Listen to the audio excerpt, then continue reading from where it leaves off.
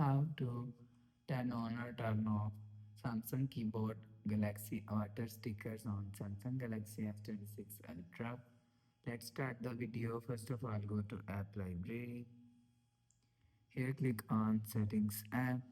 Now in Setting, scroll down and click on General Management. After click on General Management, click on Samsung Keyboard Settings. After click on Samsung Keyboard Settings, click on Suggest Stickers. After click on Suggest Stickers, you will see Galaxy Avatar is here. If you want to turn off Galaxy Avatar, so turn off this button.